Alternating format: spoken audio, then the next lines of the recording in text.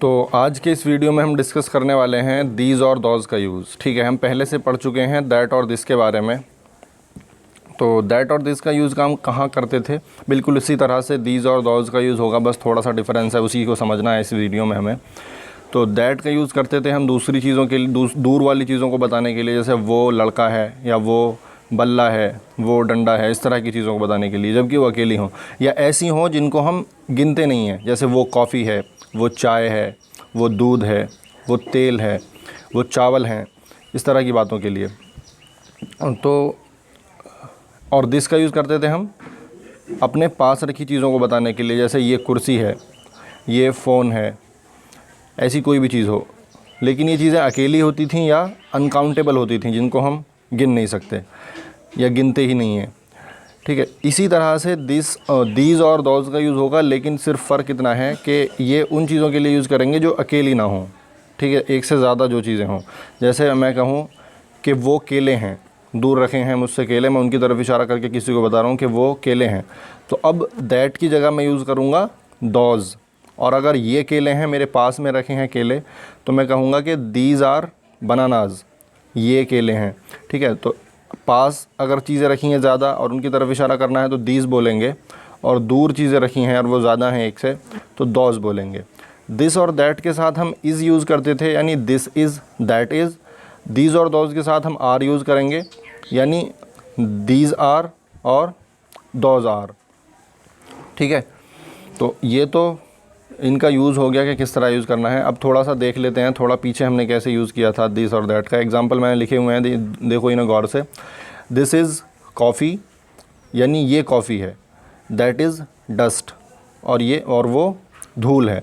अब इन दोनों सेंटेंसेस में ए या एन कुछ नहीं लगाया, क्योंकि ये दोनों चीज़ें कॉफ़ी और डस्ट जो हैं, ये दोनों चीज़ें अनकाउंटेबल हैं, तो इसलिए इनके साथ ए या एन नहीं लगा, और दिस और दैट का यूज़ हुआ और इज़ का यूज़ हुआ। तो दिस इज़ दैट इज़ का यूज़ हो गया ये। और दिस इज़ दैट इज़ का यूज़ ऐसी चीज़ों के साथ भी हम करेंगे। मक्खियाँ बहुत लग रही हैं यार, ये दिमाग ख़राब कर रखा है इन्होंने। खैर, दैट इज़ और दिस इज़ का यूज़ अकेली चीज़ों के साथ भी करेंगे, जैसे मैंने लिखे एग्जांपल, दैट इज़ अ बनाना, यानी हमसे दूर रखा हुआ है केला, उसकी तरफ इशारा हम कर रहे हैं कि दैट इज़ अ बनाना, वो एक केला है। और दिस इज़ एन एप्पल, ये एक सेब है। तो ये तो अकेली चीज़ें हो गई। अब दीज और दोज का क्या यूज़ है, दीज और दोज के साथ आर लगाएंगे और साथ में क्या आएगी, प्लूरल नाउन। वो ऑटोमेटिकली हम प्लूरल चीज़ों के लिए यूज़ करेंगे, है ना।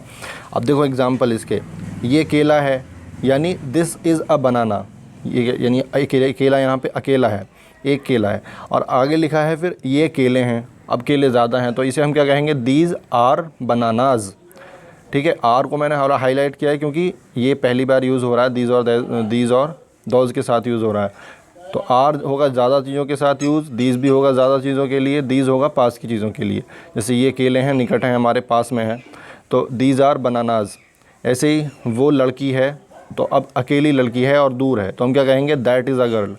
और वो लड़कियाँ हैं, लड़कियाँ अगर ज़्यादा हैं और हमसे दूर हैं, तो हम क्या कहेंगे, दोज आर गर्ल्स। तो इस सारी चीज़ का क्या मतलब हमने समझा अब तक, कि पास की चीज़ों को बताने के लिए हम करेंगे दैट और दीज का यूज़, दूर की चीज़ों को बताने के लिए हम, यानी पास की चीज़ों को बताने के लिए करेंगे दिस और दीज का यूज़, दूर की चीज़ों को बताने के लिए करेंगे दैट और दोज का यूज़। दिस के साथ और दैट के साथ इज़ लगेगा, आप देख सकते हैं, दीज और दोज के साथ आर लगेगा। अब कुछ एग्जाम्पल देख लेते हैं, इसमें ज़्यादा कुछ समझने को है नहीं। एग्जाम्पल यहाँ हम लिखे हुए हैं कुछ, इनको कन्वर्ट कर लेते हैं इंग्लिश में।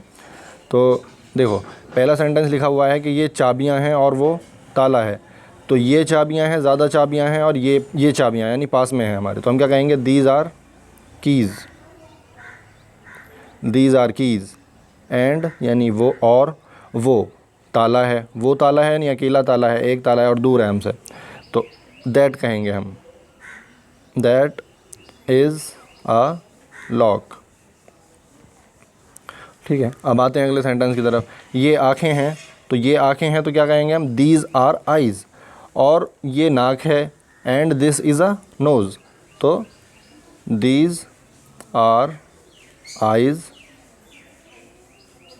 And this is a nose, this is a nose. एक सेंटेंस और देख लें, ये पिच है, वो विकेट्स हैं, तो तो ये पिच है तो दिस इज़ अ पिच,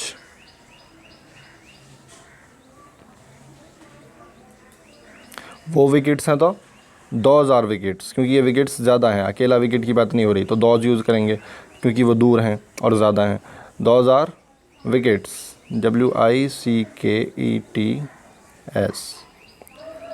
और अब है क्या, ये लड़का है और वो लड़कियां हैं, तो ये लड़का है यानी अकेला लड़का है, this is a boy, this is a boy. And वो लड़कियां हैं, दोज आर गर्ल्स, हमसे दूर हैं और ज़्यादा हैं इसलिए दोज आर गर्ल्स। एक सेंटेंस और है, ये सिक्का है वो नोट हैं, तो ये सिक्का है अकेला सिक्का है तो दिस इज़ अ कॉइन,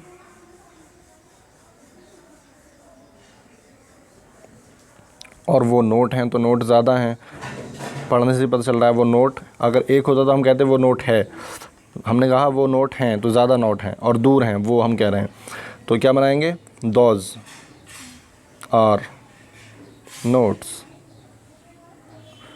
ठीक है, तो ये एग्जाम्पल्स कुछ हो गए, रूल हो गए, इसका मतलब रूल कह रहा हूँ जिस तरह इनको हमें बनाना था सेंटेंसेस को वो हो गया। तो इतना ही था सिर्फ इसमें आज, 5-7 मिनट की वीडियो हुई है, बहुत ज़्यादा लंबा लेक्चर नहीं है, तो इसको यहीं रहने देते हैं, आगे पढ़ेंगे कुछ और, कल थोड़ा और डिस्कस होगा इसके बारे में। अभी बंद करता हूँ यहीं पे, मक्खियाँ भी बहुत लग रही हैं, आज बारिश हुई है।